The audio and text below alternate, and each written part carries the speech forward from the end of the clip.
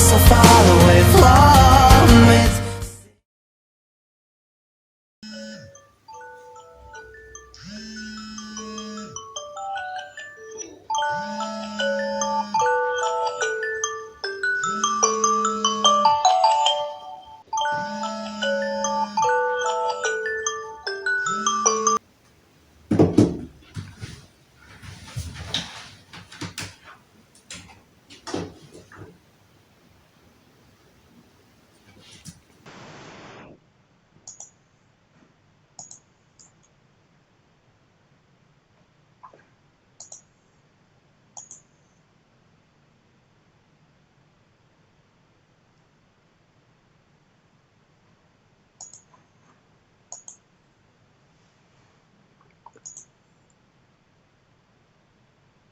Seorang suami di Kabupaten Jember, Jawa Timur tega menghajar istri dan anaknya dengan batang bambu. Kekerasan dalam rumah tangga dipicu depresi sang suami yang tidak memiliki penghasilan di masa pandemi corona.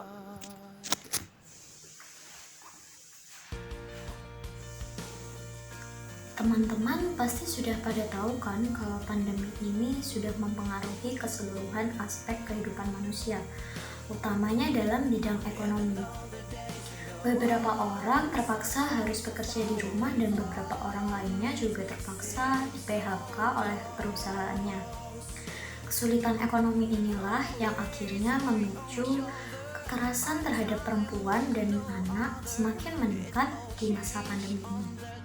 Kementerian Pemberdayaan Perempuan dan Perlindungan Anak mengungkapkan bahwa hingga tanggal 3 Juni 2020 terdapat 499 kasus kekerasan terhadap perempuan dan juga 319 kasus kekerasan dalam rumah tangga. Selain itu, Kementerian Pemberdayaan Perempuan dan Perlindungan Anak ini juga mencatat dalam periode 1 Januari 2020 hingga 31 Juli 2020 tercatat ada 4.116 kasus kekerasan terhadap anak yang juga terjadi pada saat pandemi COVID-19 ini. Angka ini tentunya termasuk sangat tinggi dan juga di mana angka ini mengalami peningkatan yang cukup signifikan dari tahun sebelumnya. Dalam hal ini, kita perlu mengingat bahwa kekerasan terhadap perempuan dan anak ini juga termasuk ke dalam pelanggaran hak asasi manusia dan juga kejahatan terhadap martabat kemanusiaan. Karena kasus ini akan menyebabkan kondisi yang cukup serius kepada korbannya. Tidak hanya sakit secara fisik, namun kasus kekerasan ini juga bisa menimbulkan dampak psikologis yang cukup serius kepada korban, yakni dapat memicu trauma ataupun depresi.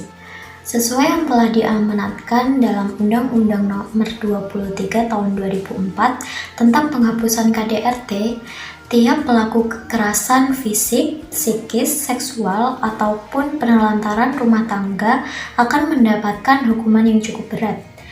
Di sini yang paling ringan yaitu hukuman penjara selama 4 bulan dan juga denda 5 juta, sedangkan yang terberat yaitu hukuman kurungan penjara selama 20 tahun dan denda maksimal 500 juta. Lalu apa saja sih solusi yang bisa dilakukan untuk mencegah kekerasan terhadap anak dan perempuan, khususnya dalam rumah tangga di masa pandemi COVID-19 ini?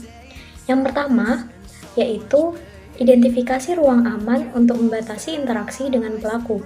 Seperti yang pertama yaitu kamar mandi, kamar tidur, ataupun dapur.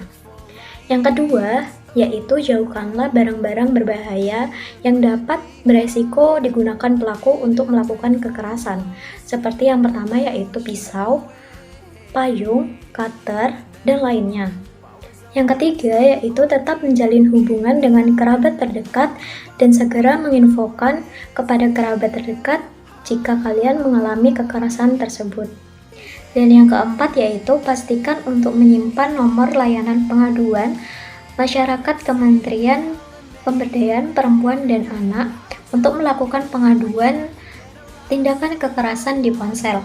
Yang terakhir, jika kalian mengalami tindakan kekerasan dan kalian ingin melaporkannya secara diam-diam, kalian bisa memberikan sinyal kepada kerabat ataupun teman-teman kalian yang lain, yaitu dengan memberi sinyal ibu jari dilipat lalu digenggam. Dan jika teman-teman yang menerima video call berupa sinyal seperti itu, bisa langsung dilaporkan kepada pihak yang berwajib untuk memberikan pertolongan. Mungkin itu saja informasi yang bisa saya berikan. Terima kasih untuk teman-teman yang sudah menyimak. Sampai jumpa.